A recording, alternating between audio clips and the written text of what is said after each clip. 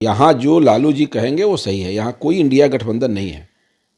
आप देख रहे हैं ना, कोई कम्युनिस्ट पार्टी मान ले, ये जितने लोग देख रहे हैं, कांग्रेस, किसी का कोई मतलब नहीं है। जो मजबूत सीट है, जहाँ जहाँ प्रत्याशी लड़ाना लालू जी को उचित लग रहा है, एक एक करके सिंबल देना शुरू कर दिए। दिल्ली कहता है कि पप्पू यादव जी को प्रत्याशी बनाया जाएगा पूर्णिया का, और लालू जी बीमा भारती जी को अपने पार्टी में ज्वाइन करा लेते हैं। तो बिल्कुल इंडिया गठबंधन का कोई मतलब रह नहीं गया। राजनीति में आने जाने का सिलसिला ये जारी रहता है।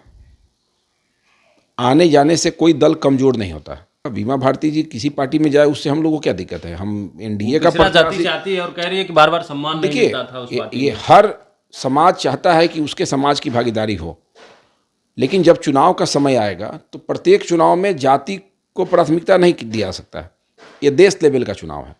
जब बीमा जी लड़ेंगी, पप्पू यादव जी लड़ेंगे, तो ये इंडिया गठबंधन के लोगों से पूछिए कि उनको इसका फायदा होगा कि घाटा होगा। लालू जी किसको टिकट देंगे, हमको इससे क्या मतलब है? हिस्ट्री सीटर को देंगे, आतंकवादी को देंगे, या फिर किसी गैंगस्टर को देंगे? इस हिसाब से भाजपा को कोई मतलब नहीं है एनडीए गठबंधन को। कोई नुकसान नहीं, मुझे कोई नुकसान नहीं, हमारे दल को कोई नुकसान नहीं है। 2024 लोकसभा चुनाव का ऐलान हो गया और नामांकन की प्रक्रिया शुरू है, लेकिन देखिए इंडिया गठबंधन में अभी तक सीट शेयरिंग नहीं हुआ है, तो वहीं एनडीए में अब तक नामों की घोषणा बिहार में नहीं हुई।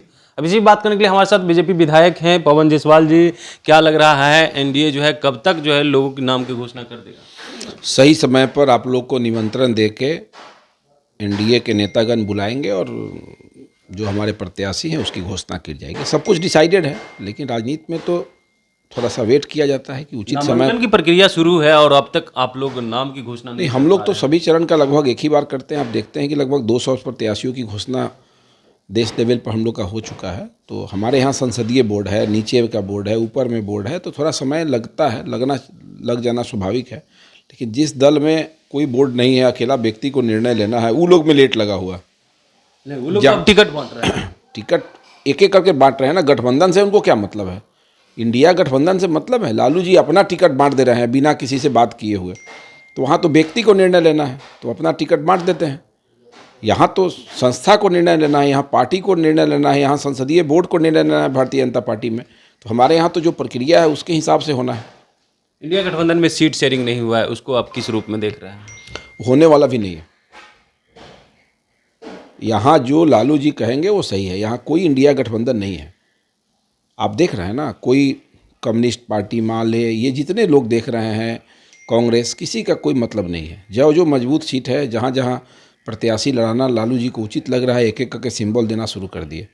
अब सोचिए कि पप्पू यादव जी कांग्रेस में शामिल होते हैं, प्रदेश अध्यक्ष अखिलेश सिंह को पता नहीं रहता है और वो दिल्ली में नहीं रहते हैं। दिल्ली कहता है कि पप्पू यादव जी को प्रत्याशी बनाया जाएगा पूर्णिया का, और लालू जी बीमा भारती जी को अपने पार्टी में ज्वाइन करा लेते हैं। तो बिल्कुल इंडिया गठबंधन का कोई मतलब रह नहीं गया। ये कोई इंडिया गठबंधन नहीं है। वहाँ अलग अलग जो पार्टी है, छोटी बड़ी पार्टी, अलग अलग चुनाव लड़ रहा है। सब एक दूसरे से लड़ेंगे, कटेंगे, मरेंगे, और हमको तो 40 सीट जीतना है एनडीए गठबंधन को, और हम लोग जीतने में सफल होंगे इसमें।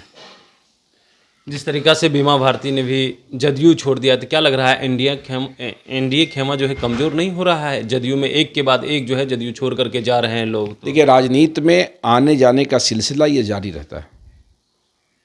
आने जाने से कोई दल कमज़ोर नहीं होता है।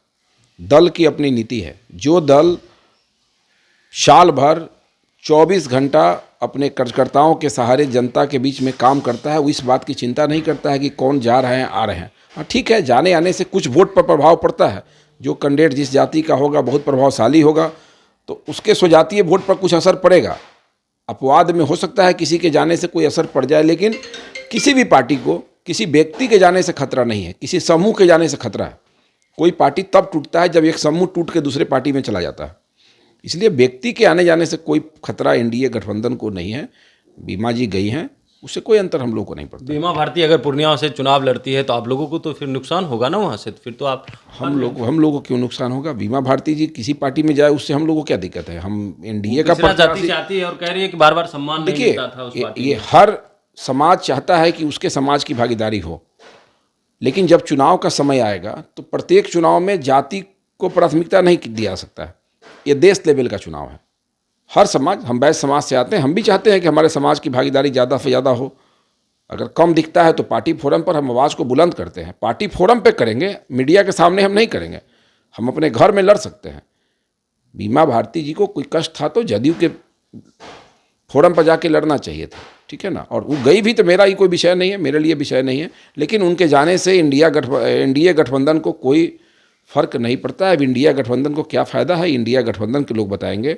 जब बीमा जी लड़ेंगी, पप्पू यादव जी लड़ेंगे, तो ये इंडिया गठबंधन के लोगों से पूछिए कि उनको इसका फ़ायदा होगा कि घाटा होगा। आप लोगों को फायदा होगा अगर वो लोग? भाई हम तो काम करते हैं तो मुझे तो फ़ायदा होना ही होना है। उनके जाने और आने से मुझे कोई अंतर नहीं पड़ता है, लेकिन उन लोग से पूछिए कि जब पप्पू यादव जी लड़ेंगे, बीमा भारती जी लड़ेंगे, तो फ़ायदा उन लोगों को कहाँ हो रहा है इसका।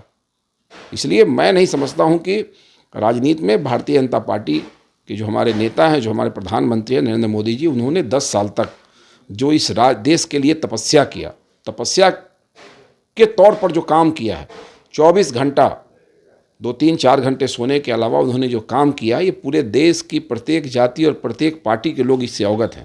ठीक है, जाति के नाम पर, पार्टी के नाम पर वोट थोड़ा इधर उधर जाता है, लेकिन जो मास लोग हैं वो 2019 से भी ज़्यादा मतों से एनडीए के प्रत्याशियों को जिताएंगे। और इस बार जो एक कसक रह गया था एनडीए गठबंधन को कि एक सीट कम था, 39 था, इस बार बिहार की जनता उसको भी पूरा कर देगी। हम 40 में 40 सीट जीतेंगे। एक आखिरी सवाल लेंगे।